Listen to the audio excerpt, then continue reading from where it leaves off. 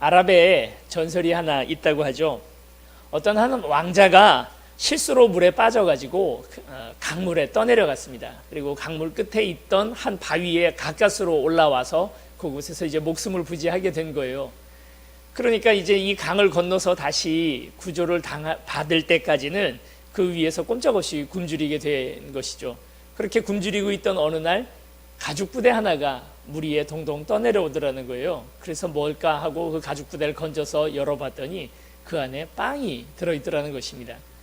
그래서 한동안 그 빵을 먹으면서 연명을 하고 있는데 또 며칠 지나서 빵이 떨어질 때쯤 되니까 또 가죽 부대 하나가 둥둥 떠내려오더라는 거죠. 그래서 그걸로 또 연명을 하고 하다가 극적으로 구조를 받았습니다. 왕이 이제 그 왕자를 불러다가 너 어떻게 이렇게 살 수 있었냐? 그랬더니 이제 이 왕자 하는 이야기가 그 가죽 부대 이야기를 하고, 그리고 그 가죽 부대를 자세히 살펴보니까 그곳에 모하메드 벤 하산이라고 하는 그 가죽 부대의 주인 이름이 쓰여 있더라는 거예요. 그래서 이제 이걸 찾아서 그 사람을 불러온 것입니다. 많은 상을 주고, 왜 당신은 가죽 부대에다가 빵을 넣어서 그렇게 물에다가 던졌습니까? 하고 이제 왕이 물어봤더니 이 사람 하는 말이 속담에 물에다가 빵을 던져라 여러 날 후에 찾으리라는 아랍 속담이 있는데, 그 속담이 어떻게 진행이 되는가를 보고 싶어서 자기가 그냥 물에다가 던졌는데 이런 날이 왔다, 이런 이야기가 있다고 합니다. 물에다가 빵을 던지라 하는 오늘 이 우리 11장 1절 말씀은 세 가지 정도의 의미로 우리가 해석을 해볼 수가 있습니다. 당시 그 지역에 있는 속담을 가지고도 해석을 해볼 수 있고, 그런데 먼저는 학자들에 의하면 이 속담은 이런 말이랍니다. 해상무역에 투자하라라는 말이래요. 해상무역이라는 게 요즘은 뭐 배도 잘 만들어져 있고 그래서 해상무역하는 것이 그렇게 큰 위험이 아니지만, 당시에 지중해에서 무역을 한다는 건 해적의 위험과 그리고 또 파도의 엄청난 그런 위험들이 언제나 있을 수 있기 때문에 항상 해서 이것이 성공할 거라는 확률은 별로 없습니다. 그런데 한번 성공하면 엄청난 잭팟인 거죠. 그래서 아프리카에서부터 상아를 사다가 유럽에다 갖다 줄 수도 있고, 유럽에 있는 좋은 기계들을 사다가 또 이걸 아랍 세계에다가 가져올 수도 있고, 아랍 세계의 향신료나 이런 귀한 것들을 가지고 유럽에다 갖다 팔 수도 있는데, 이게 항상 위험 요소들이 있지만 이 위험 요소들을 뚫고도 투자를 한번 해봐라, 마치 물에다가 빵을 던지는 것처럼 그렇게 이게 다시 돌아올 확률은 잘 없지만 한번 해봐라 하는 그런 격언이다. 이게 이제 첫 번째 해석이고요. 두 번째 해석은 우리가 잘 알고 있는 것처럼 물에다가 떡을 던져라 하는 말은 이웃들에게 선을 행하면 반드시 다른 길로라도 보상을 받게 된다 라는 말이라기도 한답니다. 세 번째는 무모한 도전이라도 한번 해봐라. 첫 번째 해석과 세 번째 해석이 둘 다 좀 비슷한데, 우리가 일반적으로 아는 건 이제 두 번째 해석, 그러니까 이웃들에게, 남에게 이렇게 도와주게 되면 반드시 그들에게 그 사람이 나에게 갚지는 않더라도 다른 어떤 방향으로라도 이렇게 했던 선행이 나에게 다시 돌아온다라는 그 뜻이라는 거죠. 우리 이제 다음 주에 우리 교회가 사랑의 쌀을 같이 사서 이웃들에게 나눠주는 일들을 하려고 합니다. 다음 주에 저희가 이제 헌금을 하면은요, 그 헌금 중에 11조를 제외하고 나머지 감사 헌금들을 다 모아서 우리 이웃사랑 헌금으로 사용하기로 그렇게 결정을 했습니다. 그래서 다음 주 또 그 다음 주까지도 우리가 그렇게 할 건데, 특별히 이제 다음 주에 모인 헌금들을 가지고 저희가 이제 이 지역에 살고 있는 사람들 중에 좀 어려운 분들, 또 무이탁 노인들, 이런 분들에게 우리가 쌀을 10kg짜리 하나씩 사서 좀 드리는 그런 일들을 해보려고 합니다. 교회가 또 베풀고, 그렇죠? 오늘 우리도 조금씩 부족하지만 또 베푸는 일을 우리가 해 나가야 하지 않을까. 그리고 그 일은 우리가 처음이니까 뭐 좀 나중에 한다기보다도 지금부터 우리의 교회의 이 자리에 세워진 목적 자체가 또 우리 이웃들 같이 돕고 하는 일들을 해나가는 것, 하나님께서 기뻐하지 않을까 하는 그 마음을 가지고 우리가 해보려고 합니다.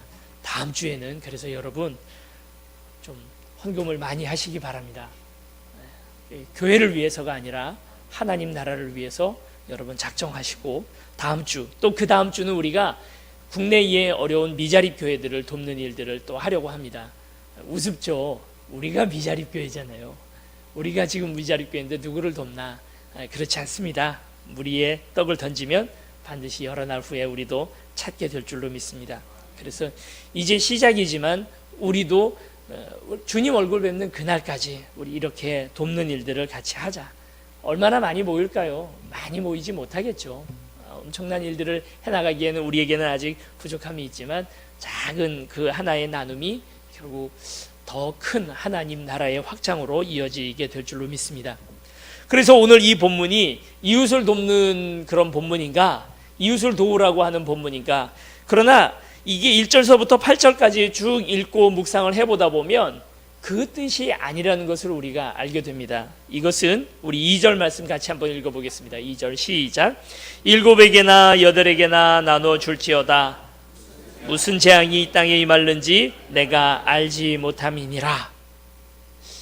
무슨 재앙이 임할는지, 앞으로 어떻게 될는지 알지 못함이니라. 5절에도 보면 또 하나님의 일을 내가 알지 못함이니라. 6절에도 보면 잘 될지 알지 못함이니라. 그렇습니다. 지금 1절부터 8절까지 사실 전도서에서 솔로몬이 지금 이야기하고 있는 건 뭐냐면 미래의 불확실성에 관해서 우리에게 이야기를 하고 있는 것입니다.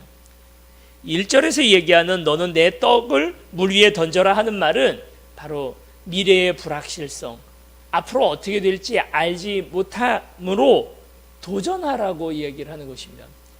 우리 흔히 생각할 때 도전하는 사람들, 물에다 떡을 던지는 사람들, 무모해 보이는 투자와 그런 도전을 행하는 사람들을 보면 이 사람들이 성공에 대한 100% 확신이 있어서 투자하는 것이다라고 생각하기 쉬워요.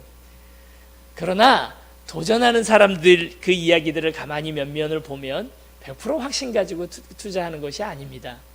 단 10%의 확률, 내가 봐도 이거 아무리 열심히 해도 10% 될 수 있지만 90%는 안 될 가능성이 많다 해도 10%를 보고 도전하는 것이죠.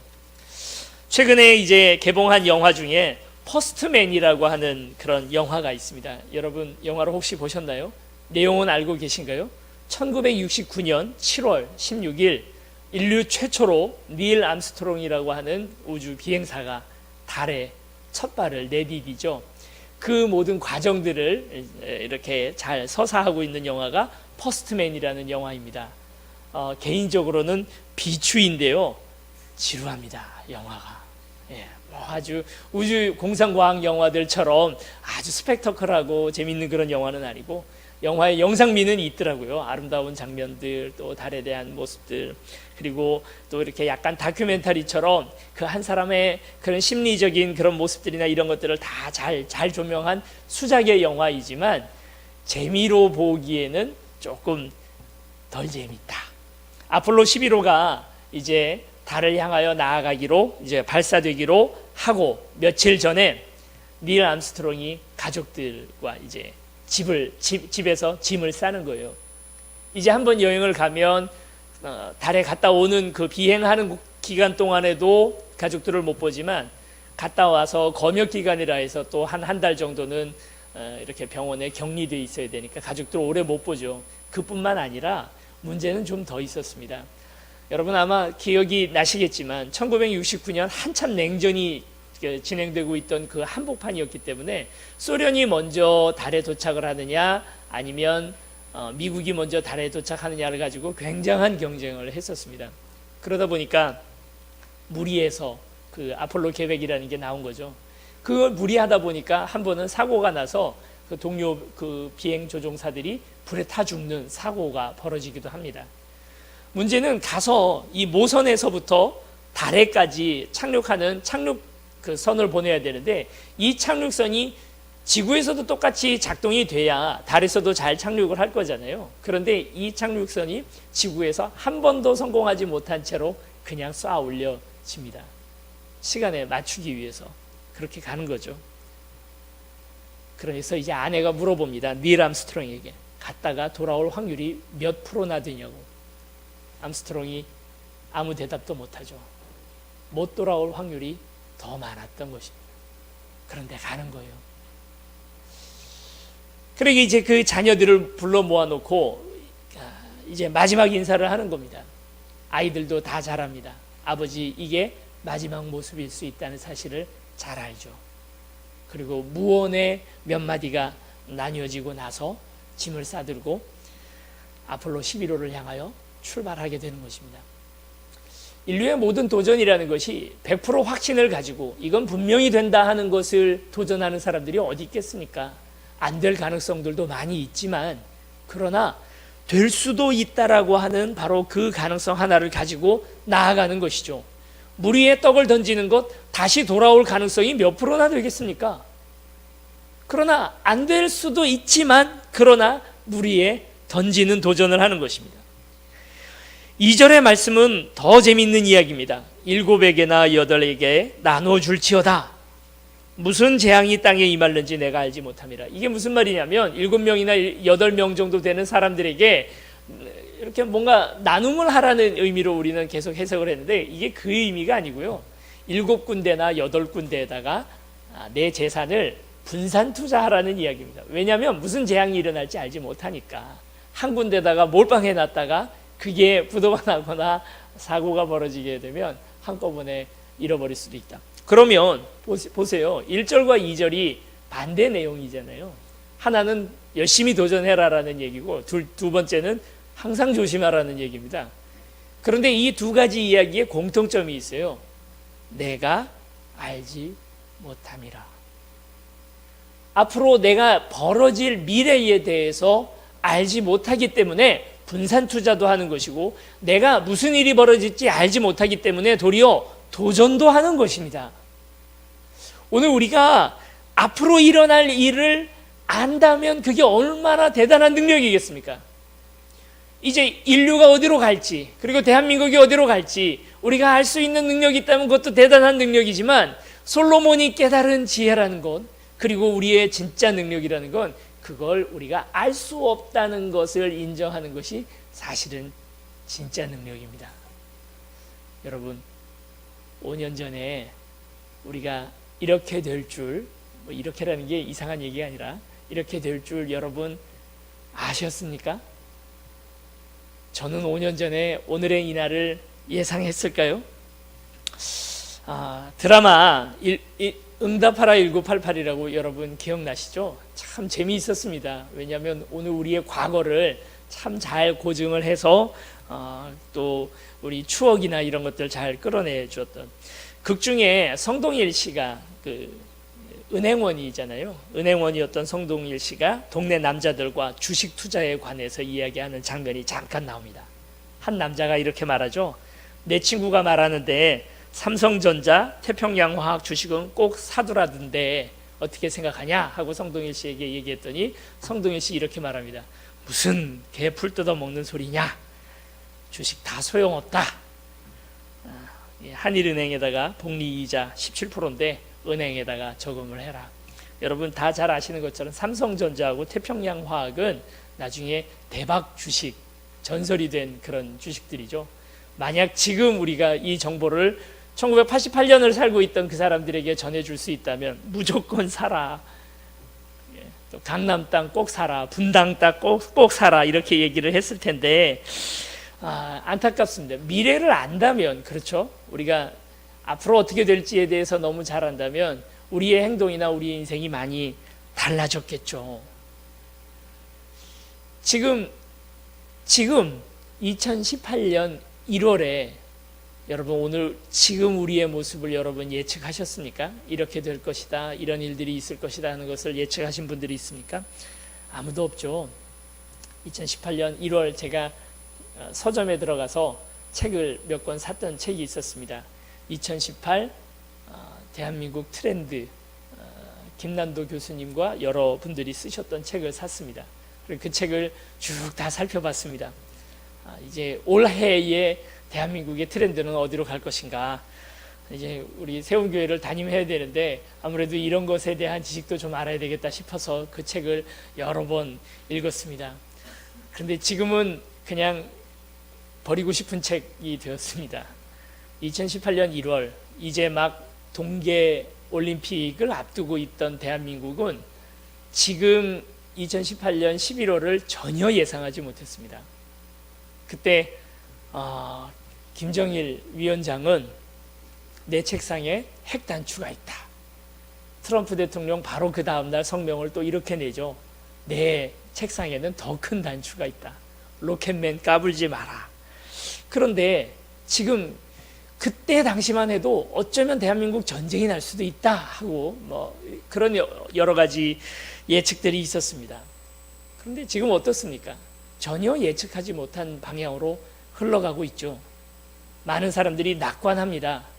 대한민국 또 통일이 곧 되지 않을까 하는 낙관들을 합니다만 또 내년 한 해 어떻게 이 일들이 흘러내려갈지는 아무도 알지 못하는 것입니다. 여러분, 우리는 미래에 대한 불투명성을 항상 가지고 살아갑니다. 그렇지 않은 날이 언제 있었겠습니까? 항상 오늘 11장 2절에 나와 있는 것처럼 내가 알지 못함이니라. 내일 일도 오늘 우리는 알지 못합니다. 그 다음 날도, 그리고 10년 뒤, 20년 뒤는 더더욱 알지 못하는 그런 땅을 우리가 지금 살아가고 있는 것입니다. 3절 말씀 뭐라고 얘기를 합니까? 이런 말입니다. 구름에 비가 가득하면 땅에 쏟아지며 나무가 나무로나 북으로나 쓰러지면 그 쓰러진 곳에 그냥 있으리라. 이 말은 무슨 말이냐면 비가 쏟아지고 나서야 그 안에 구름이 가득하다는 사실을 알게 된다는 뜻입니다. 나무가 쓰러지고 나서야 나무로 쓰러질지 북으로 쓰러질지 그때에서야 알게 된다는 것입니다. 이미 쓰러진 나무가 남쪽으로 쓰러졌다면 남쪽으로 계속 있을 거라는 건 누구나 알지만 쓰러질 때는 어느 쪽으로 쓰러질지 알지 못한다 하는 것이죠. 그게 3절 말씀입니다. 4절은 또 이런 얘기입니다. 풍세를 살펴보는 자는 파종하지 못할 것이다. 미래를 어떻게든 예측을 해서 미래가 확실해지면 행동하려고 하는 사람은 아무것도 알지 못할 사람이다. 5절 말씀도 또 이렇게 얘기하죠. 내가 알지 못한다. 내가 알지 못한다. 6절도 네가 알지 못한다. 어느 구름에서 비가 내릴지 우리는 알지 못합니다. 태중에 아이가 어떻게 자라나가고 있는지 우리는 알지 못합니다.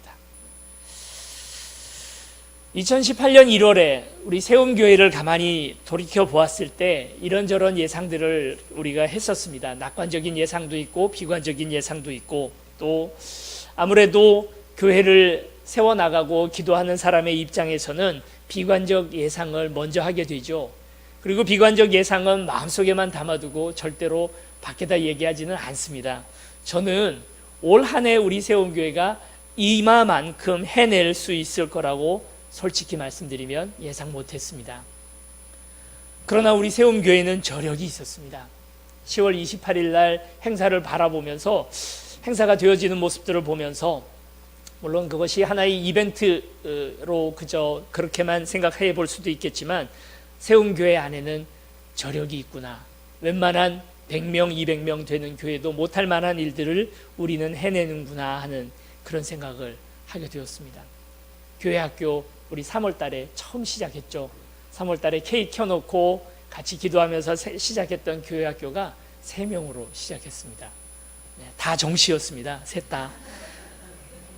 그런데 지금 돌이켜보면 몇 명입니까? 아이들 숫자로 꼭 얘기를 하는 건 아니지만 교회학교 웬만한 100명, 200명 되는 교회학교만큼 그 이상의 그런 성과를 얻었고, 또 그 아이들이 매번 제가 말씀드리지만 다 교회를 처음 나와보는 아이들입니다.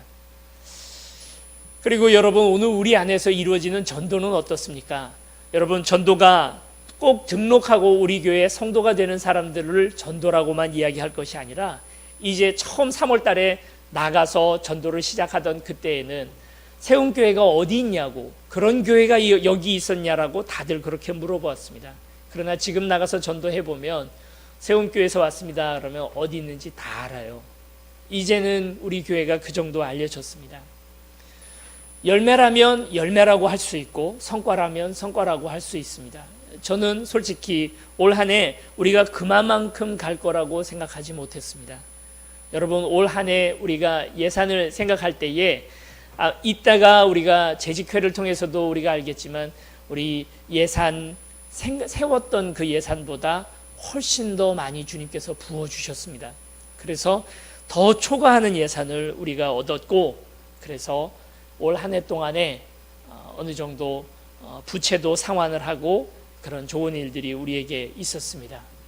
그러면서도 아주 작은 정도이지만 다른 교회, 미자립하고 있는 교회도 도울 수가 있었습니다. 여러분, 우리가 이 올 한 해를 돌아볼 때 하나님 앞에 참 감사할 일들이 많은 한 해였습니다. 내년 2019년은 여러분 어떨까요? 2019년에 확실한 것이 있습니까? 아무것도 없습니다. 이제 2년 차를 접어두는 우리 세움교회가 어느 방향으로 갈지, 또 오늘 우리에게서 어떤 일들이 벌어질지 우리가 어떻게 압니까? 타임머신이 있다 할지라도 오늘 우리가 알지 못하고, 그리고 또 뭔가 기도를 열심히 한다 해서 우리가 그것을 알 수 있는 것은 아닙니다. 미래는 항상 우리 앞에 불투명한 채로 그냥 놓여 있는 것이죠. 5절 우리 같이 읽어보겠습니다. 5절입니다. 시작. 바람의 길이 어떠함과 아이벤자이의 태위에서 뼈가 어떻게 자라는지를 내가 알지 못함 같이 만사를 성취하시는 하나님의 일을 내가 알지 못하느니라. 우리가 이 말씀을 통해서 두 가지 크게 깨달아지는 것이 두 가지가 있습니다. 첫째는요, 8절 말씀에 나와 있는 것처럼 이렇든 저렇든 우리의 삶에는 끝이 있다는 사실만큼은 우리가 미래에 대해서 확실히 예언할 수 있습니다. 100년 뒤에 오늘 여기 계시는 분들 중에 살아 계실 수 있는 분이 있을까요? 이거만큼은 우리가 확실히 합니다. 오늘 우리의 삶이 곧 끝날 거다라는 사실입니다. 어차피 우린 영원히 지금처럼 살 수는 없습니다. 언젠간 다 주님의 부르심 앞에 불려가게 되겠죠. 여러분, 아이들 방학하는 모습들을 살펴보면 어떻습니까? 아주 방학 내내 신나게 놉니다. 그러다 방학 일주일 앞에 두고 아이들이 이렇게 깨닫죠. 삶의 허무와 인생의 무상함을 방학이 끝날 때 이 아이들이 깨닫습니다. 그제서야 이제 후회를 하죠. 아, 방학이 영원히 계속될 것 같더니 끝이 나는구나. 언젠간 이 방학이 끝나는구나. 그러면 이제 그때부터 이 생각합니다. 더 신나게 놀걸, 방학 숙제는 좀 할걸, 뭔가 좀 배울걸, 어디 여행을 좀 멋진 데를 한번 갔다 올걸. 여러분, 오늘 우리도 삶의 끝머리에 가면 이렇게 생각하죠. 아마 벌써 이런 생각들을 하시는 분들도 계실 것입니다. 삶의 끝이 있다라는 것 알게 되고, 아, 좀 더 재미있게 살걸, 좀 더 사랑하며 살걸. 인생 수업이라고 하는 책을 여러분 혹시 보셨습니까? 그러니까 호스피스 병원에 있는, 이제 곧 삶이 끝난다라고 병원의 의사로부터 선고를 받은 사람들이 써놓은 수기들을 모아놓은 책이 인생 수업이라는 책입니다. 그 책의 저자는 수많은 사람들이 죽음을 맞이하는 과정들을 다 면면히 살펴보았는데, 죽음을 맞이한 사람들이 다들 하게 되는 후회가 있답니다. 무엇인지 아세요? 3가지 후회를 한답니다. 더 사랑할 걸, 미안하다고 말할 걸, 그리고 더 열심히 살 걸. 조지 버나드 시오라고 하는 영국의 한 사람이 자신의 묘비에다가 이렇게 써달라고 말했다는 것입니다. 원래도 평소에도 농담을 잘 하시던 분이었는데 농담 같은 유언을 남기고 그걸 묘비에 새겨달라고 말했다죠. 이렇게 말했답니다. 내가 우물쭈물하다가 내 인생 이렇게 끝날 줄 알았지 라고 묘비에 써달라고 했다는 것입니다. 오늘 우리의 삶이 영원히 계속될 거라고 생각하는 사람들에게는 오늘 하루를 그저 그냥 허비하게 됩니다. 그러나 이 삶이 언젠간 끝날 거다라는 사실을 아는 사람은 오늘 하루가 너무나 소중한 하루하루가 되는 것이죠. 최선을 다해서 살아갈 수밖에 없습니다. 베드로가 예수님을 따라다니다가 예수님께서 이렇게 말씀하시죠. 이제 내가 십자가에 달려 죽게 될 것이다. 그때 베드로가 했던 이야기가, 내가 죽는 자리까지, 십자가의 그 앞에까지 주님을 따르겠습니다. 그때 예수님 얘기하십니다. 네가 다 굴기 전에 나를 3번 부인하리라. 나중에 베드로가 예수님 부활하신 이후에 예수님께서 베드로에게 물어봅니다. 네가 나를 사랑하느냐? 이전에 베드로 같았으면 죽음을 마주해 본 적이 없었던 베드로, 내가 죽을 수도 있다는 사실을 경험해 보지 못한 베드로는 이렇게 말했을 것입니다. 내가 죽는 자리까지 예수님을 따라가겠습니다. 내가 예수님 당연히 사랑하지요. 얼마든지 사랑할 수 있습니다. 그러나 죽음을 한번 경험해보고 그걸 마주 서본 사람, 내 인생의 끝이 한계가 어디까지 있는지를 분명히 알게 된 베드로는 그때 그렇게 자기 확신에 찬 목소리로 얘기하지 못합니다. 뭐라 말합니까? 내가 주를 사랑하는 줄 주께서 아십니다. 그리고 그 베드로에게 그 이후에 요한복음에 보면 예수님께서 분명히 이렇게 말씀하십니다. 너를 언젠가 사람들이 와서 띠를 띄우고 네가 원치 않는 곳으로 너를 데려가리라. 요한복음은 이렇게 말하죠. 이것은 예수님이 베드로의 죽음에 관해서 먼저 얘기해 주신 것이다 라고 그렇게 이야기를 합니다. 그렇습니다. 오늘 우리가 죽을 거라는 사실을 분명히 알고 우리 인생에 한계가 있게 되면 인생에서 겸손해질 수밖에 없고, 그리고 우리의 삶 하루하루를 더욱 보람있고 성실하게 살아갈 수밖에 없다는 것입니다. 참 젊은이들이 이 깨달음까지 가기가 쉽지 않잖아요. 전도서를 썼던 솔로몬의 3대 저작이 있죠. 성경에 무엇입니까? 아가서, 잠언, 전도서, 이 세 가지를 솔로몬이 썼습니다. 아가서는 솔로몬의 20대, 그러니까 젊은 청춘의 남녀의 사랑에 관해서 적나라하게 적고 있는 것이 아가서입니다. 아가서를 생각해 보면 참 그렇습니다. 솔로몬이 후궁이 몇천 명이 되고 그렇게 많은 여자들을 거느렸는데도, 그리고 어쩌면 전 세계 최고의 공주죠. 이집트의 공주까지 아내로 삼았으니까 여러분 어떻겠습니까? 그러니 당연히. 그런데 아가서에 보면 그 젊은 왕이 술람미 여인이라고 하는 아주 순박하고 청순한 한 여인을 지극정성으로 사랑하고 그와 사랑을 나누는 이야기가 아가서의 전체 이야기입니다. 한 번도 가져보지 못한, 그러니까 진실한 사랑에 대한 솔로몬의 애달픈 마음이 이 안에 들어있는 것이죠.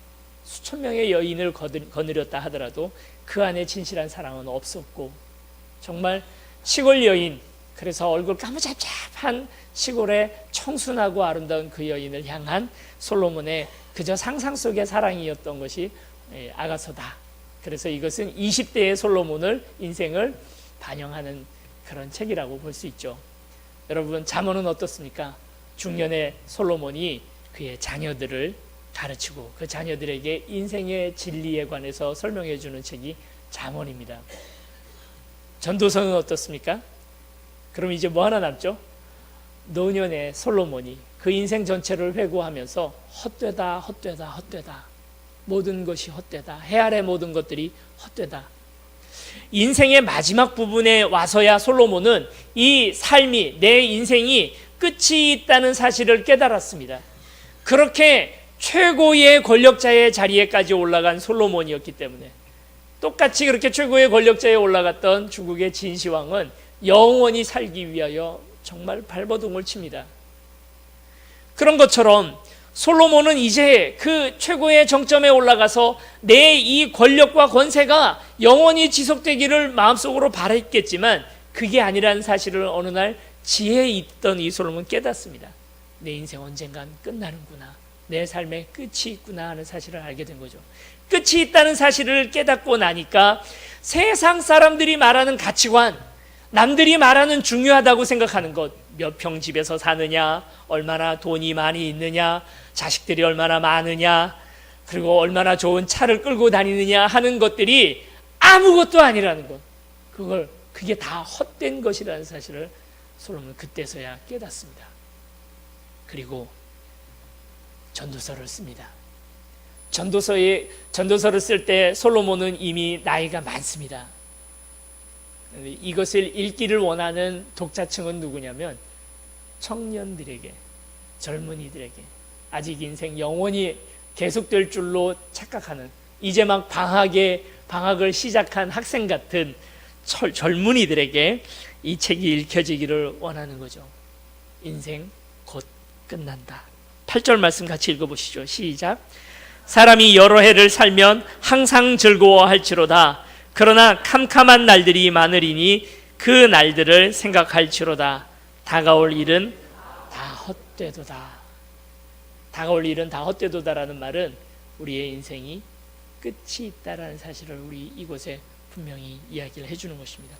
우리 앞으로 무슨 일이 벌어질지 아무것도 장담할 수 없지만 분명한 한 가지는 우리도 죽는다는 사실입니다. 두 번째 우리가 이 안에서 생각해 볼 수 있는 건 5절 말씀입니다. 그러나 확실한 것이 또 하나 있으니 우리가 죽는다는 사실과, 두 번째는 5절, 같이 5절 다시 한번 읽어보겠습니다. 시작. 바람의 길이 어떠함과 아이벤 자이의 태에서 뼈가 어떻게 자라는지를 내가 알지 못함같이 만사를 성취하시는 하나님의 일을 내가 알지 못함이라. 그렇습니다. 결국 분명한 한 가지 사실은 만사를 성취하시는 분은 우리 하나님이다라고 하는 사실입니다. 내가 어떻게 하는 것이 아니라, 내 힘으로 만들어 나가는 것이 아니라 만사를 성취하시는 하나님, 이 땅을 경영하시고 움직이시는 분이 하나님이라고 하는 바로 그 사실입니다.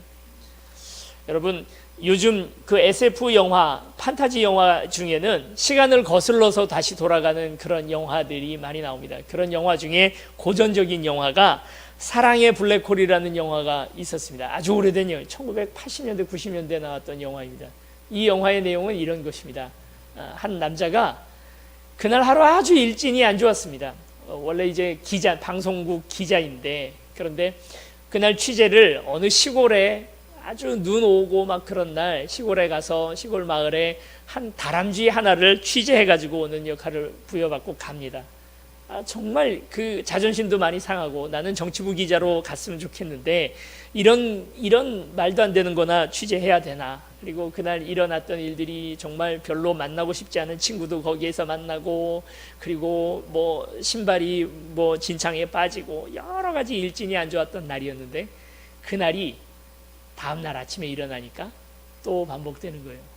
그리고 또 반복되고 또 반복되는 것입니다. 도저히 그 자리에서부터 벗어나지 못하고 그 시간의 쳇바퀴 속에 계속 돌아가는 것이죠. 얼마나 재미없겠습니까?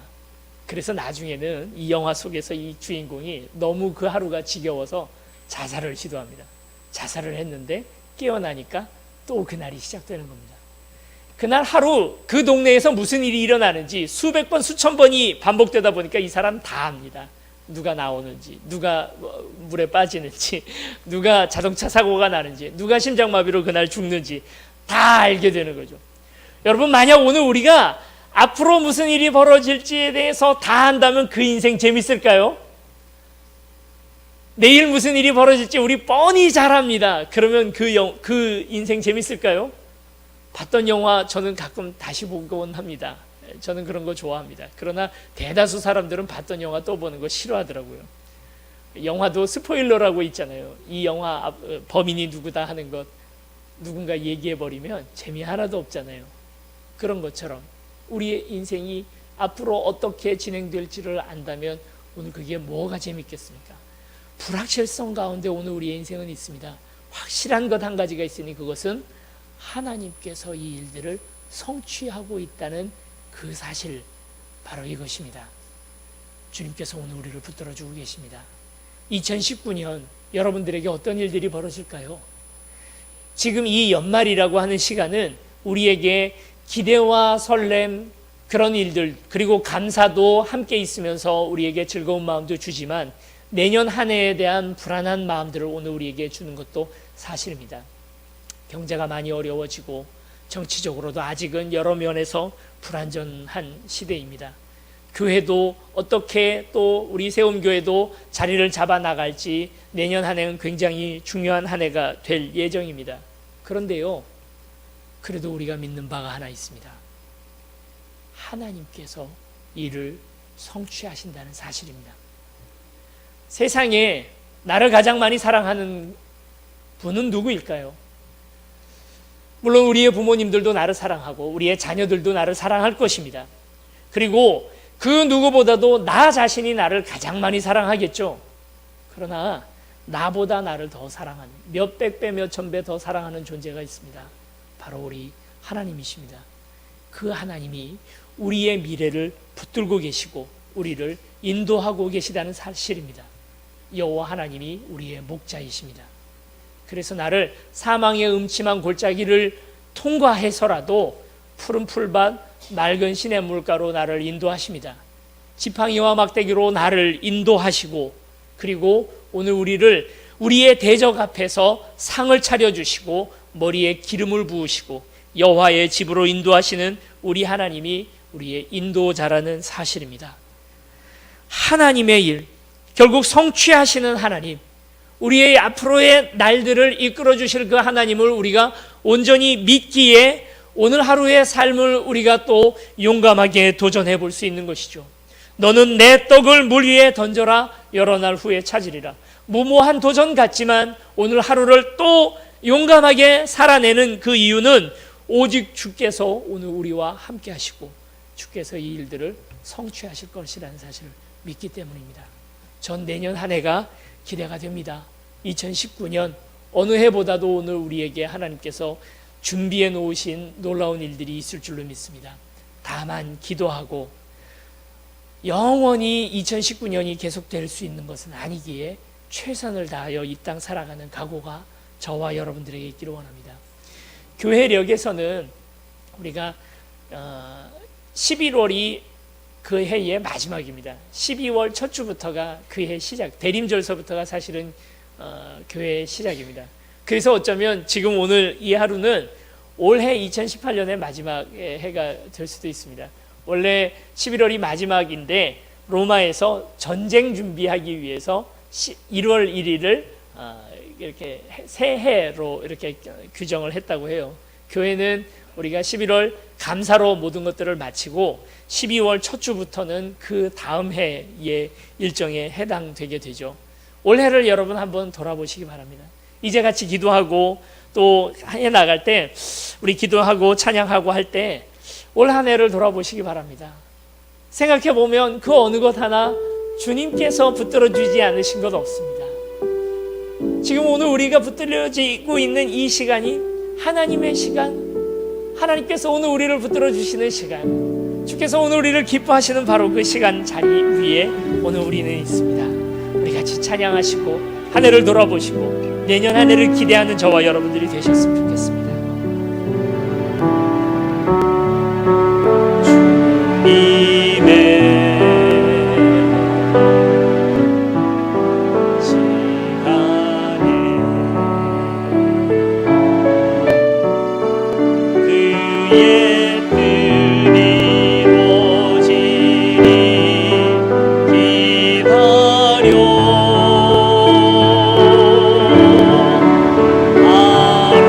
하루하루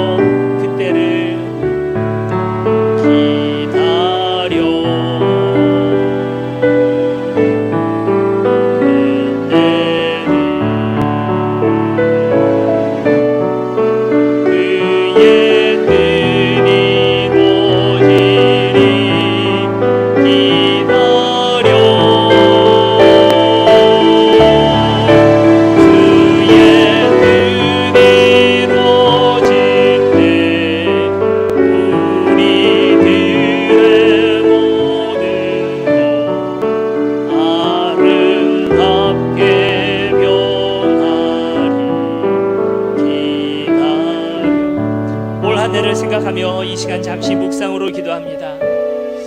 하나님께서 올해를 생각할 때 처음 1월 첫 주에 함께 예배 드리면서 우리가 기대했던 것들, 두려워했던 것들, 근심 걱정했던 것들, 여러분 어떻습니까?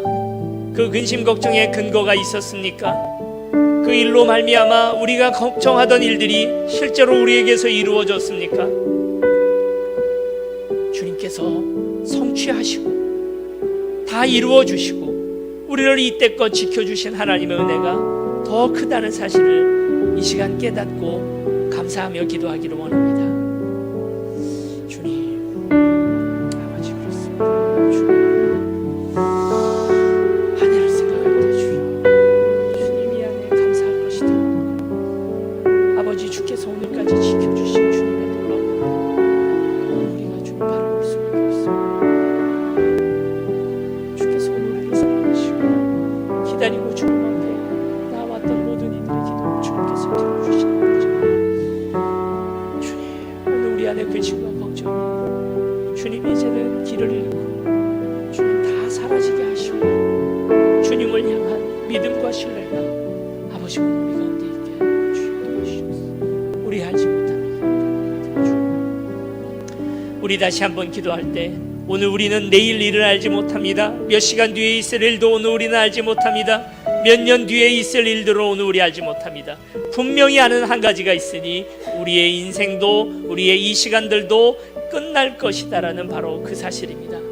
주님, 오늘 하루가 소중함을 알게 하여 주시고 다시 돌아올 수 없는 시간임을 분명히 알게 하여 주시옵시고 이제 아버지 하나님 최선을 다하여 오늘 이 시간들을 즐거워할 수 있도록 주여 도와주시옵소서. 우리 함께 기도하시겠습니다. 사랑과 은혜 많으신 아버지 하나님, 간절히 기도합니다. 하나님, 오늘 하루가 영원히 계속될 수 없는 날, 너무나 소중한 하루임을 기억하게 하여 주시고 그저 허투루 보내는 시간 되지 않게 하여 주시옵소서. 무가치하게 보내는 시간 되지 않게 하여 주시옵소서. 많은 날의 방학을 받은 아이와 같이 아버지 하나님, 그저 하루하루를 무의미하게 그저 시간을 보내는 오늘 우리가 아니라 하나님, 이제 곧 끝난다는 사실을 분명히 알고 최선을 다하여 주님을 섬기고 최선을 다하여 오늘 하루를 진중하게 살아가는 우리 될 수 있도록 아버지여 도와주시옵소서. 시간의 무거움을 알게 하여 주시옵소서. 한계가 있는 시간임을 알게 하여 주시옵소서. 그리하여 아버지 하나님 앞에 드릴 수 있는 최선을 드리는 섬김과 봉사, 아버지 하나님 사랑하고 살기에도 바쁜 시간입니다. 봉사하고 살기에도 바쁜 시간입니다. 아버지 하나님, 근심 걱정할 시간이 아버지 오늘 우리에게 어디 있습니까? 하나님, 그것으로 시간을 허비하지 않게 하여 주시고 하나님, 날마다 주님 용서하고 사랑하고 최선을 다하여 하나님 뜻을 이루어내고 살기에도 바쁜 이 시간에 아버지 오늘 우리가 주님 우리의 한계를 분명히 깨닫고 나아가는 우리 될 수 있도록 아버지여 도와주시옵소서. 우리 마지막으로 기도할 때 하나님, 내년 한 해를 주님 앞에 맡깁니다. 우리의 미래를 우리는 알지 못하지만 주께서 인도하여 주시는 줄로 믿습니다. 이를 성취하시는 아버지 하나님, 만사를 성취하시는 하나님, 나를 인도하여 주시옵소서. 우리 기도하시겠습니다. 아버지 그렇습니다. 만사를 성취하시는 아버지 하나님, 주님 오늘 우리 캄캄한 어둠 가운데 눈을 감고 걷는 것처럼 아버지 오늘 이 땅을 살아갑니다. 내일은 어떻게 될까요? 내년은 어떻게 될까요? 우리 알지 못하지만 분명히 아는 사실은 주께서 우리를 인도하시고 우리를 사랑하신다는 바로 그 사실뿐입니다. 아버지여 도와주셔서 이제 우리가 주님을 바라보고 주님 붙들고 이 땅 살아갈 수 있도록 아버지여 도와주시옵소서. 그리하여 오늘 우리가 우리의 떡을 물 위에 던지는 과감한 도전들이 우리 가운데 늘 있게 하여 주시옵시고 이 땅 살아갈 때에 더욱더 기쁨과 즐거움이 아버지 근심과 걱정의 자리를 메워 나아갈 수 있도록 하나님 도우시고 우리를 붙들어 주시옵소서. 아버지 하나님, 우리가 풍세를 바라보며 파종하지 못하는 자들입니까? 구름만 바라보다가 거두지 못하는 자들입니까? 하나님, 근심과 걱정에 빠져서 한 치 앞도 나아가지 못하는, 또는 영원히 계속될 것 같은 인생을 그저 무의미하게 살아가고 있는 시간 때우는 사람들은 아닙니까?